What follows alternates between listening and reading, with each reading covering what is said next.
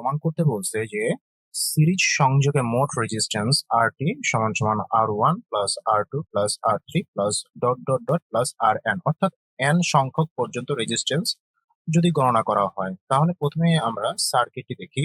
এখানে R1, R2, R3 তিনটি resistor সিরিজে সংযোগ করা হয়েছে, যার সাপ্লাই ভোল্টেজ V এবং মোট কারেন্ট I।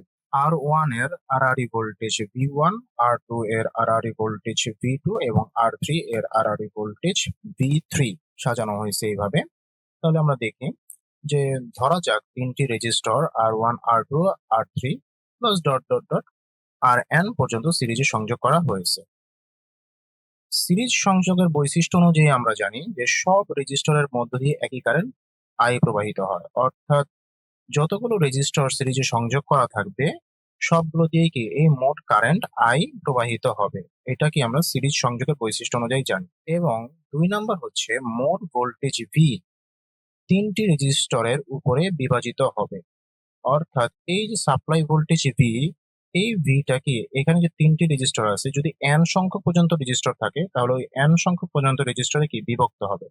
এখানে যেহেতু তিনটি রেজিস্টর আছে, আমরা তিনটি রেজিস্টরের কথাই বিবেচনা করি যে এই supply voltage V R1, R2 এবং R3 এর মানের উপর নির্ভর করে আনুপাতিক হারে বিভক্ত হবে।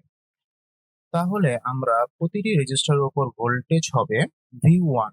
R1 এর ভোল্টেজ কি V1, V1 হবে কি এই সাপ্লাই মোট কারেন্ট এবং কি এই রেজিস্টর, অর্থাৎ V1 এর মান হবে এই মোট কারেন্ট I এবং R1 রেজিস্টরের মান। তাহলে V1 is equal to I R1।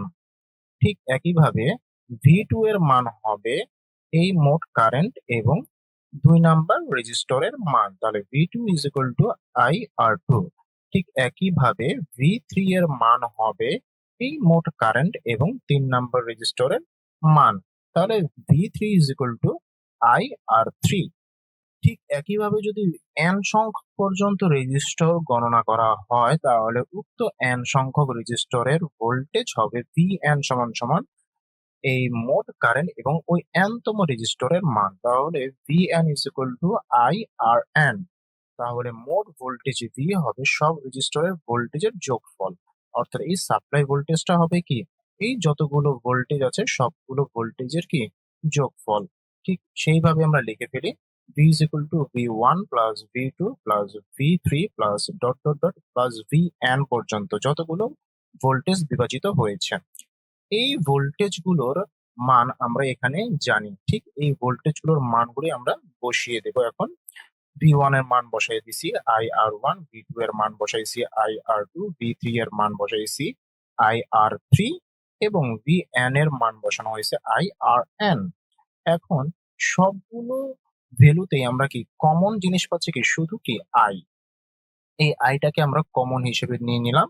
তাহলে I যদি কমন হয় তাহলে ব্রেকেটের ভিতরে যাচ্ছে কি আর আর R1 plus R2 plus R3 plus dot dot dot plus কি RN। এটা কি আমরা 1 নম্বর সমীকরণ দিয়ে দিই।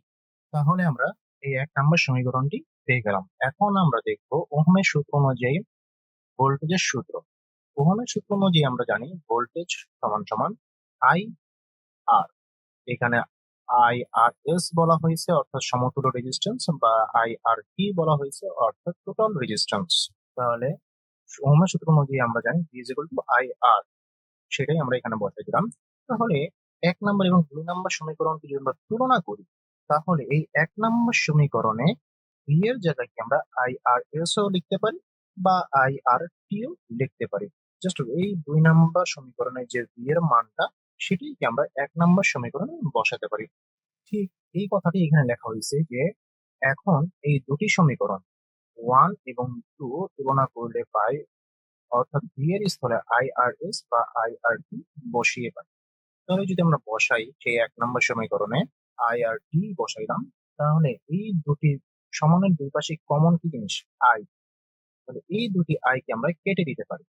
কেটে দিলে আমাদের যা থাকতেছে সেটি হলো RT। RT সমান সমান R1 plus R2 plus R3 plus dot dot dot T plus RN, অর্থাৎ উভয় পক্ষ হতে কারেন্টকে বাদ দিয়ে পাই। তাহলে কারেন্ট I উভয় পাশ থেকে কি বাদ দেওয়া হয়েছে। তাহলে আমরা লিখতে পারি যে RT সমান সমান R one plus R two plus R three plus dot dot dot plus R N, এটাই কি আমাদের প্রমাণ করতে বলা হয়েছে।